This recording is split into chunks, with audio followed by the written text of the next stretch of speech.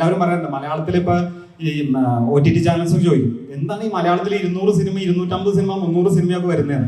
അതിനെ നമുക്ക് സപ്പോർട്ട് ചെയ്യാനായിട്ട് നമുക്ക് ഒത്തിരി സീനിയേഴ്സ് നമ്മുടെ മുന്നേ നടന്ന ആളുകൾ ഒത്തിരി പേരുള്ളതുകൊണ്ടാണ് നമുക്ക് ഇങ്ങനെയുള്ള സിനിമകൾ ചെയ്യാൻ പറ്റുന്നത്. അതുപോലെ തന്നെ ഇപ്പൊ നമുക്ക് ഇപ്പൊ ഇതിൽ അല്ലാതെ തന്നെ ഇപ്പൊ ഞാൻ പറഞ്ഞ പോലെ നമ്മളെ അനിയനായി കണ്ട പോലെ തന്നെ ബിബിനാണെങ്കിലും വിസ്മയാണെങ്കിലും എന്ത് കാര്യം ചോദിച്ചു കഴിഞ്ഞാലും ആ ചേട്ടാ അങ്ങനെ ചെയ്യാം, ഇങ്ങനെയാണോ കേട്ടോ എന്നാ അങ്ങനെ ചെയ്യാം, അങ്ങനെ നമ്മളെ സപ്പോർട്ട് ചെയ്ത് എല്ലാവരും ഈ സിനിമയിലുള്ള എല്ലാ ക്രൂ മെമ്പേഴ്സും നമുക്ക് ഇപ്പൊ ലോകനാഥൻ സാറ് നമ്മുടെ ക്യാമറ സാറിനെത്താൻ പറ്റിയില്ല, ലിജോയ്ക്ക് എത്താൻ പറ്റിയില്ല എഡിറ്റർ, അങ്ങനെയുള്ള എല്ലാവരുടെയും ഒത്തിരി സപ്പോർട്ട് കൊണ്ട് ഭയങ്കര എളുപ്പത്തിൽ സന്തോഷത്തോടു കൂടി ചെയ്ത ഒരു സിനിമയായിരുന്നു ഇത്.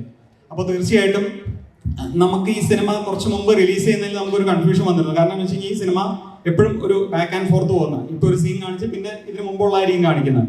ഇത് നോർമലി ആളുകൾ എങ്ങനെ അക്സെപ്റ്റ് ചെയ്യും എന്നുള്ളത് നമുക്ക് ചെറിയൊരു കൺഫ്യൂഷൻ ഉണ്ടായിരുന്നു. പക്ഷേ ഇപ്പൊ അതെന്ന് പറഞ്ഞു കഴിഞ്ഞാൽ ഇതിനൊരു ബെസ്റ്റ് ടൈമാണെന്നാണ് നമുക്ക് തോന്നുന്നത്. കാരണം ആളുകൾ അങ്ങനെയുള്ള ടൈപ്പ് ഓഫ് സിനിമാസിന് ഭയങ്കര യൂസ്ഡ് ആയി.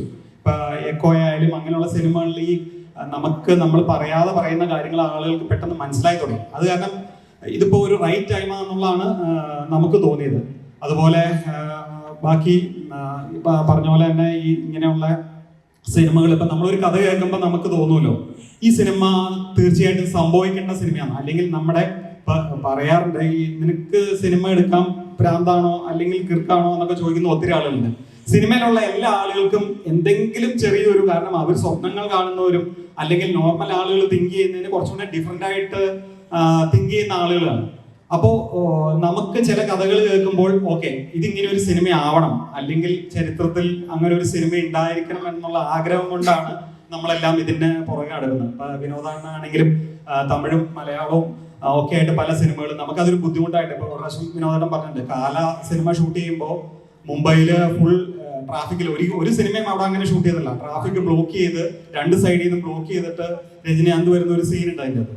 അപ്പൊ അത് എൻ്റെ മുംബൈ സ്റ്റക്കായെന്നാണ് പറഞ്ഞിരിക്കുന്നത്. അപ്പോൾ അങ്ങനെ ഉള്ള റിസ്ക് എടുക്കുകയും അങ്ങനെയൊക്കെ ചെയ്യുമ്പോഴാണ് ഓരോ സിനിമകൾ സംഭവിക്കുന്നത്.